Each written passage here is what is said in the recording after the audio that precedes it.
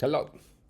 First of all, let me thank you for showing interest in using a Fluidity Calculator for ImageJ and Fiji. In this video, I'm going to guide you through the installation steps, and I'm also going to show you how to use the program to analyze spectral data. So the first thing we're going to do is access the GitHub page. This is what I'm showing here, Fluidity Calculator. Here you can see the path, and we're just going to follow these easy installation steps. The first thing we need is Fiji. You might already have it. If you do, you might have to update it, but the software will ask you to do so if that's necessary. Yes, we're going to install it first, and for that we have to download. So we can go to this link, and here we directly get the download link either for Mac or Windows, whatever you're using. I've already downloaded it, so I'm going to skip this step. And the next thing we're going to do is we're going to download the code, the Fluidity Calculator code, and this we do by clicking here on the right hand side, code, download zip. Fantastic. So let's go to the next step. Find your Fiji installation directory and go to the macros toolset folder. So Fiji is not a program you install, you just download it and use it. Here's what we downloaded. And both on Windows and Mac, you just open the folder that you downloaded from Fiji. In Mac, you have to right click and show package contact. It's quite simple. And then here, again, we have to go to the macros toolsets folder. So here's macros, here's toolsets. Good. Delete any older version if you installed one in the past. It will show here, you just delete it. And then you copy the macro file Fluidity Calculator v2.0 IGM in the toolsets folder. So this is what we downloaded from GitHub. So if we open 2.0 toolsets Fluidity Calculator 2.0, we copy it there, nothing else. And then we also copy the icons folder so that the macro has an icon. Good. Optional if you want to use our GP Viridi's LUT. So it's the colors that you see in the GP image. You go one step up and also couple of steps up here. You find the LUTs folder, and you just take this one, copy it here, done. Okay, so installation is finished. As you can see, it was quite easy. Good. So now we can close this. We can just open Fiji. Starting image A. And then to activate the macro tool, so to speak, we just click in these double arrows here. This is the More Tools button, so it's just these two arrows here. And here you'll see Fluidity Calculator v2.0. We might update it in the future, so the version number might be different, but yeah. Just click there, this icon will show, done. And to use it, you just click this icon. And there are two options here. So either you open an image, and for this you can use our demo data. We have quite some examples of two-channel imaging, also spectral imaging. For example, let's open some control cells, these are hex cells. And to open, you just click and drag here. Fantastic. So it is important that your image is a multi-channel image. And you can see this by these numbers here, right? 1 to 22. This image has 22 spectral channels. You can also have two-channel images, that's enough, but it has to have at least two channels. How you can know if your image is a multi-channel, you go to Image, Properties, and here it will show you how many channels it has. If it has one channel, then you maybe have two open images, and then you have to merge them together by using Image, Color, Merge Channels. Anyway, but this is a multi-channel image, this is a spectral image, so we can use this for the Fluidity Calculator. For that, we click here, and then this window opens. I'm gonna go through all of these, but if you have any questions or you're not really sure one of these, you can press the help button down here, and this will take you to the documentation wiki page in GitHub and all the parameters I explained. So it might be also that in the future we update the software, we change some of these names, we include options, we delete options. This will be updated to tell you what all of these do. So then get you out of the way.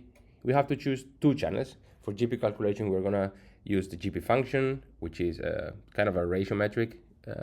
equation that compares the emission intensity in two channels. So we have to choose two channels. In this case, we're using NR12A, so we recommend to use 590 or the closest wavelength and 650 or the closest wavelength available. Good. Those are the two basic things. So if you press OK here, you'll get an analysis. But you might want to use the advanced options. These are a bit more complicated to understand, although not so much. So the first option is channel window range. And this means how many channels are going to be combined to form a channel. Sorry for using the word channel twice, but we couldn't find any other word that will represent what this is doing. So we have channel 1 and channel 2. If we increase this to 3, for example, channel 1 will consist on 592, one lower channel, and one higher channel. So 3 channels in total centered around whatever value we choose here. The same goes if we increase. If we select an even number, it will choose by default the higher wavelength first. So let's leave it like in 3, for example. We recommend using 1 if you have good enough signal, like in the example, but you can increase this. You will lose a bit of GP resolution. You will increase signal to noise. Then you can use the min filter, which is a smoothing filter, to have an easier time at thresholding. And if you activate it, then you can choose the radius, which is the stronger or the higher this number, the stronger the smoothing will be. You lose resolution. The image will look, again, smooth, but also blurred out. Threshold channel is where we're going to apply our threshold, same as with the min. Usually we'll recommend using channel 1 and 2 unless you really know what you're doing. But if you have internalization, for example, which shows more in the channel 2, then you might want to use channel 1. But again, this can bias results quite a lot. So if you don't know what this is, leave it at channel 1 plus channel 2. This percentage will tell you if a number of pixels in your image are saturated. Saturated pixels cannot be used for GP calculation because they don't contain the real information of the intensity in that channel. They're saturated, so they get the maximum number. The software will always delete those, but it might give you a warning if you have too many of them. We set it by default to 5% of the thresholded pixels. And I think this is important to know because if you're having a lot of saturated pixels, you might want to reconsider your imaging settings. So you might want to decrease laser power or decrease detector gain or scan a bit faster. Again, this is important, but the program will still ignore them. If you have spectral imaging, not with 2 channel, but with spectral, you can also calculate the emission spectrum. This is a bit slower, but it's useful to see the spectrum of your dye. And if you're having a spectral image anyway, that's useful.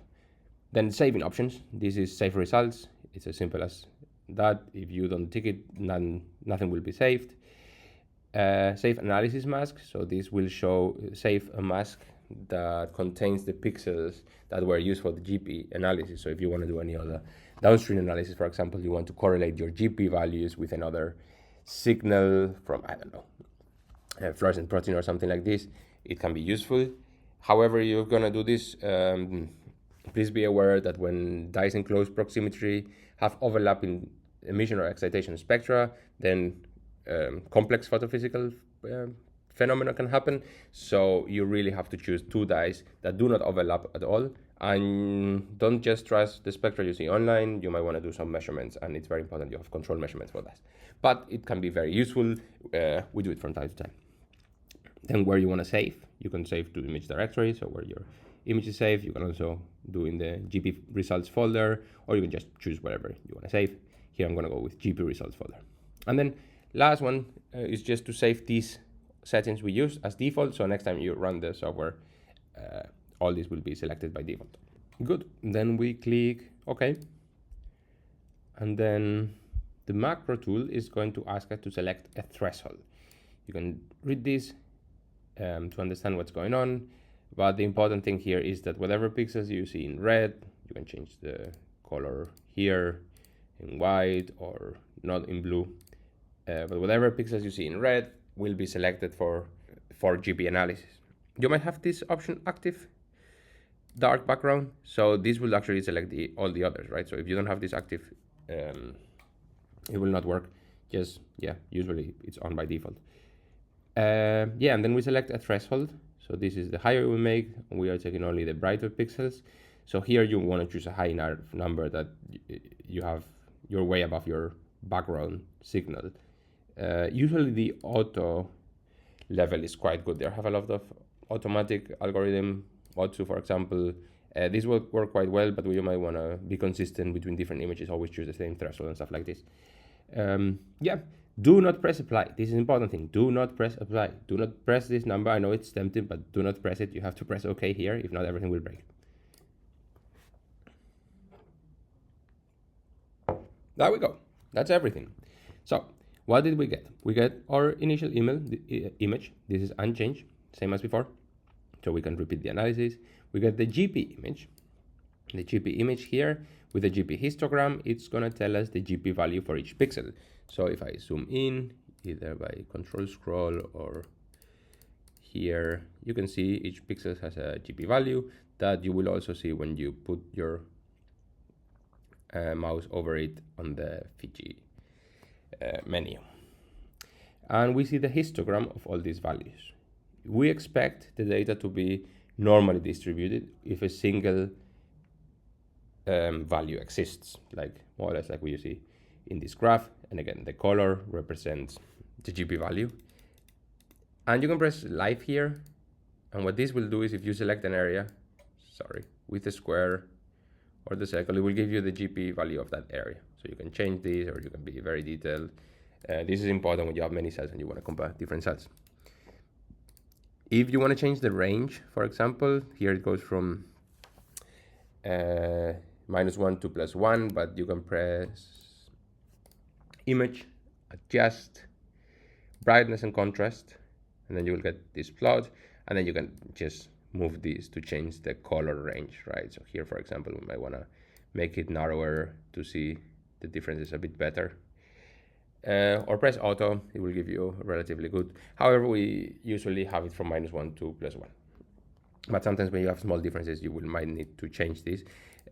It's important you use always the same value when comparing images, right? So if you're going to show two images together, just make sure that these two are the same.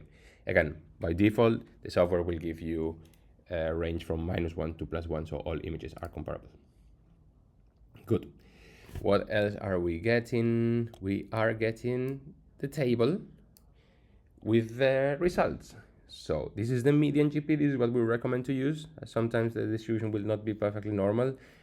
The mean, as you can see, very, very close to each other, and the standard deviation. So usually we report the median GP. You can choose which value you report. And we also get the spectrum. You can see here, this is the intensity, the mean pixel value among the thresholded values. So those values, those pixels that have been selected by you when doing the thresholding step. So background is not considered here. We also get a log to tell you when we started the analysis, whether we have saturated pixels or not. Here you can see we had 77 saturated pixels in channel 10, 11, 12. This will only be calculated for the channels you're using for GP calculation. So if you have saturated pixels in other channels, this will be ignored. Good. And since we clicked save, we will also get a few save parameter in the GP results window. So let's open it. We have the GP results table. This is exactly this table here. Nothing fancy. You get the image name, date and time, and these three values. Good. You get the histogram. So what you will need to build this histogram here. As a CSV file, again, you can use it in Excel, Python, R, whatever program you prefer. The parameters, this is important. If you want to repeat or reproduce your analysis, you just need to use these parameters here. So our channel 1 was 592, our channel 2 was 646. We used 3 channel range. We use a min filter and the radius of 1, and these are the thresholds we use. If you use these settings again, you will get exactly the same values. Spectrum, so this plot here, you can also plot it somewhere else. The GP image, and here it's important to note that most likely if you open with your usual picture program, you will see something weird. So this has to be opened in ImageJ directly on Fiji, and then it will look properly. If you want to open it, I don't know, like to copy it to PowerPoint or something, you might want to save in a different format. For example, you can save as JPEG, PNG, PNG. Those, when you save like this, let's just, for example, save. Then when you open with a different program, it will look properly. But TIFF contains all the information. However, again, cannot be displayed with other programs. And what else? Yeah, and we get the histogram, this one. So I think that's everything. This program also works on time-lapse images and on set stack images, and most of its features work with these. So let's open this HeLa cells multi-channel, as you can see again, and let's make the range a bit better so that we can see. And also time lapse, so we have frame information, right? You can see how cells are changing over time. This works, and let me show you again. We get this. I'm gonna go same settings actually. Yeah, and I'm gonna leave calculate emission spectrum on, so you see what happens. Good. Now it's gonna be a bit slower because it's many frames, and all these frames have to be processed, but it's still relatively fast, at least in my computer. Yeah, here we can select threshold again. We press OK, and then action required. To show the spectrum, Image only supports a single frame or a single slice. So here I have to choose which frame I want to show the spectrum of. So let's choose just, I don't know, frame 40. Press OK. But it's going to calculate the spectrum in all the channels, and it's going to save the spectrum in all the channels. So if you want to use different software, you will have that data. It's just, again, we cannot display all the spectra at the same time in Image. So as you can see, this is going to take a bit longer because calculating the spectra is a bit demanding.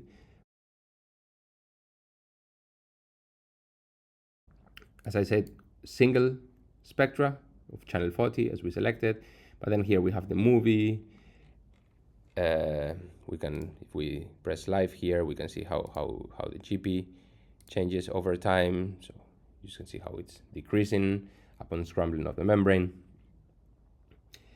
And yeah, so this table is going to look a bit different because now it's going to contain data for every single frame from 1 to 60, and our saved results will also contain this data. So we have the GP results, we have data for all the frames, and the histogram will have the histogram for all the frames, and the spectrum will have the spectrum for all the frames. Yeah, but I think this is everything. Please, if you have any questions, just, I don't know, send me an email, post a comment on YouTube, use GitHub. I mean, I'm sure you will be able to find me online. Yeah, please, any feedback is greatly appreciated. We want to make this as easy to use and as compatible and as friendly as we can, so many people can use it and perform fluidity measurements of the cells, of the model membranes, of the organisms. Thank you so much for watching. Bye bye.